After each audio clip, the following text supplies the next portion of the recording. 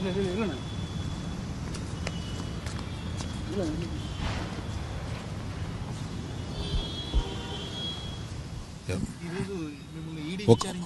నిమిషం.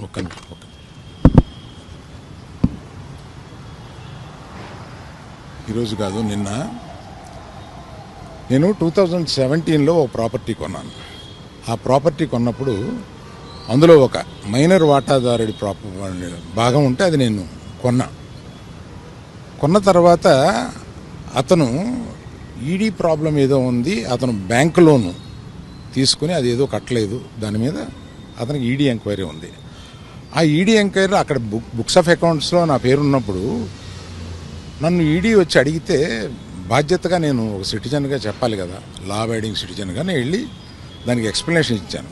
దానికి సంబంధించిన అకౌంట్ అదే అడిగారు. అంతే తప్పితే దీన్ని మీడియాలో ప్రపోర్షనేట్గా కొంచెం పెద్దది చేసి చెప్పటం, వారు ఏదో ఒక ఎంక్వైరీ అడిగారు, నేను వెళ్ళి చెప్పి వచ్చాను. ఇంతకు తప్పితే నేను చెప్పేది ఏమీ లేదు. ఏమండి, అవన్నీ నేను ఒక కేసు అక్కడ ఈడీలో ఉన్నప్పుడు నేను ఇవన్నీ చెప్పడం కరెక్ట్ కాదు, చెప్పలేను. Thank you.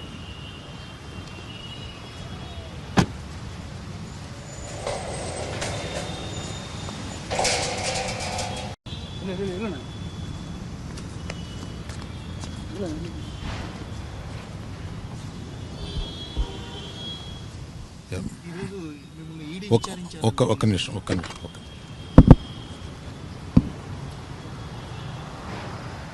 ఈరోజు కాదు, నిన్న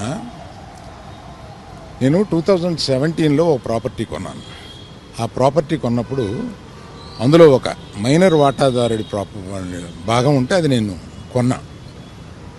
కొన్న తర్వాత అతను ఈడీ ప్రాబ్లం ఏదో ఉంది, అతను బ్యాంక్ లోను తీసుకుని అది ఏదో కట్టలేదు, దాని మీద అతనికి ఈడీ ఎంక్వైరీ ఉంది.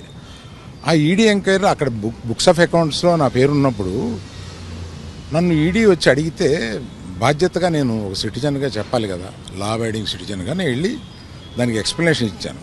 దానికి సంబంధించిన అకౌంట్ అదే అడిగారు. అంతే తప్పితే దీన్ని మీడియాలో ప్రపోర్షనేట్గా కొంచెం పెద్దది చేసి చెప్పటం, వారు ఏదో ఒక ఎంక్వైరీ అడిగారు, నేను వెళ్ళి చెప్పి వచ్చాను.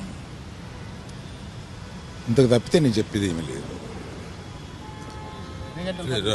ఏమండి, అవన్నీ నేను ఒక కేసు అక్కడ ఈడీలో ఉన్నప్పుడు నేను ఇవన్నీ చెప్పడం కరెక్ట్ కాదు, చెప్పలేను.